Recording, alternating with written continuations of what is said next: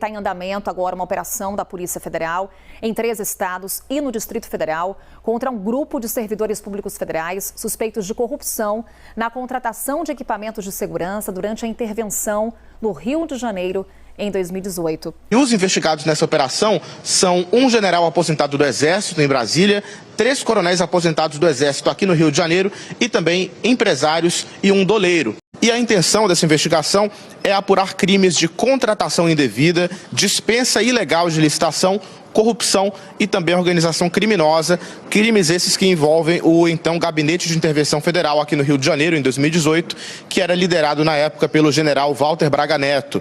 Braga Neto, que foi ministro do governo Bolsonaro, da Defesa da Casa Civil, e foi também candidato a vice do ex-presidente da República na eleição de 2022. As investigações já demonstraram que o Braga Neto, já no cargo de ministro da Casa Civil no governo Bolsonaro, continuou mantendo contato com lobistas e intermediários. Olha só a informação. E esses lobistas e intermediários eram ligados a empresas suspeitas de corrupção no episódio central da operação de hoje, que é a compra de coletes à prova de bala para intervenção, né? Braga Neto pediu pessoalmente a dispensa da licitação para essa compra suspeita. Que compra é essa, Daniela? A compra, gente, de coletes à prova de balas. É essa compra, a compra desses coletes à prova de balas, que hoje é questionada pela Justiça e que levou a Polícia Federal a quebrar o sigilo do Braga Neto e a fazer uma devassa no gabinete de alguns dos principais assessores dele quando interventor do Rio de Janeiro. Bem, como vocês viram, a PF cumpriu mandados contra ex-integrantes do Gabinete de Intervenção Federal no Rio de Janeiro. Braga Neto teve o sigilo telefônico quebrado. A Operação Perfídia, deflagrada, hoje, pela Polícia Federal, investiga supostas fraudes na verba do programa de intervenção, que custou 1,2 bilhão de reais. Também gostaria de lembrar, neste vídeo, que o Braga Neto, além de ser investigado por este caso, também poderá ser investigado, depois da delação do Mauro Cid, por possível participação nos atos golpistas. Além dele, outros generais bolsonaristas também estão na mira de Mauro Cid, como o general Heleno. Olha o que a Andréa Sadi traz, né? Nos últimos 4 anos, Cid foi, portanto, ajudante de ordem de Bolsonaro. Ele deve apresentar à Polícia Federal detalhes, diz a Sadi, de reuniões e conversas para efetivar um golpe de Estado que visava manter o ex-presidente no poder após a derrota nas eleições. Cid, diz a Sadi, como ela aponta, inclusive aqui no título dessa apuração, deve arrastar militares e outras autoridades, inclusive ex-ministros de Bolsonaro, para a tratativa golpista. Nomes de militares como Augusto Heleno, ex-ministro do GSI, e Braga Neto, ex-ministro da Casa Civil, da Defesa e vice de Bolsonaro na eleição, são citados por fontes da Sadi como alvo de Cid nos bastidores. Enquanto isso, outra figura bolsonarista, que tem ex-assessores ligados diretamente aos atos golpistas, como é o caso do jornalista que tentou explodir o aeroporto de Brasília, virou alvo do Ministério Público Federal, que pede que ela indenize a população de Marajó, em 5 milhões de reais. A ex-ministra espalhou notícias falsas sobre casos inexistentes de exploração sexual de crianças no arquipélago. O Ministério Público Federal entrou com uma ação civil pública para que a senadora Damares Alves e a União, porque ela representou durante uma boa parte do período o governo e fez discursos como autoridade de ministra dos Direitos Humanos, sejam condenados a indenizar a população do arquipélago de Marajó, no Pará, em 5 milhões de reais. É uma fake news escabrosa que, quando ministra da Mulher, da Família e dos Direitos Humanos no governo Bolsonaro, já pré-eleição, a Damares espalhou, dizendo que havia ali exploração sexual, inclusive internacional, com tortura de crianças no Marajó.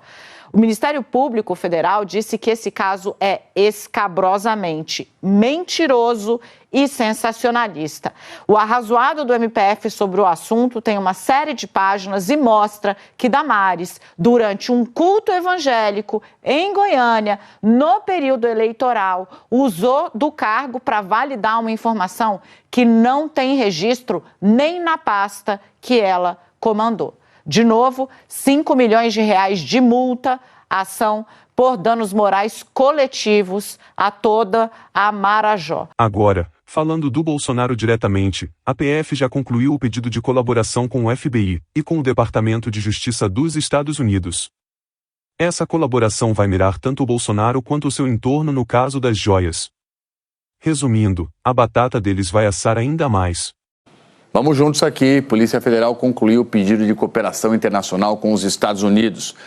Essa documentação, então, vai seguir muito em breve para o Departamento de Justiça americano. A PF tem a máxima urgência nisso.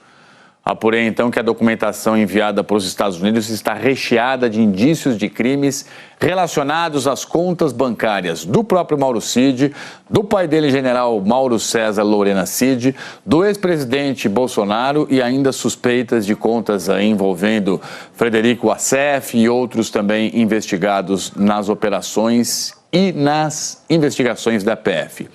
Esse pedido da Polícia Federal inclui a quebra de sigilo das contas dos investigados nos Estados Unidos e também uma série de diligências que vão ser feitas pelo FBI em endereços de pessoas físicas e jurídicas. O documento já prevê a participação de uma equipe da PF para acompanhar a equipe do FBI nas diligências. O foco principal são as negociações ilegais no caso das joias, mas há suspeitas também de lavagem de dinheiro e ocultação de valores em outras frentes apuradas pela Polícia Federal e já esclarecidas por Mauro Cid. As autoridades brasileiras não têm dúvida de que o pedido de colaboração vai ser aceito e que vai vir muito material importante e rico em detalhes para fechar as investigações sobre os alvos. Para finalizar o vídeo, a Justiça anulou o mandato do Eduardo Leite e mandou afastá-lo da presidência do PSDB. Parece que ele está vivendo um verdadeiro inferno astral, que rima com neoliberal. Nova eleição para a Executiva Nacional do partido deve ser realizada em 30 dias. Porém, o partido terá problemas, como vocês verão. O governador Eduardo Leite enfrenta mais um revés. A Justiça do Distrito Federal, publica o G1, determinou a anulação do ato que estendeu o mandato da atual Executiva Nacional do PSDB, que é presidida pelo governador Eduardo Leite do Rio Grande do Sul. A comissão presidida por Leite já havia tido um mandato estendido uma vez. A Justiça entendeu que uma segunda prorrogação, ocorrida em julho, é irregular e determinou uma nova eleição em 30 dias. Com isso, Leite fica afastado da Executiva Nacional, assim como os governadores Raquel Lira, de Pernambuco, e Eduardo Riedel, do Mato Grosso do Sul. Difícil pensar em fazer uma reunião de executiva para eleger presidente no meio de uma tragédia como essa. 30 dias é pouco tempo, né? Difícil. Enfim, tinha que ter pensado melhor na hora de estender esse mandato, né?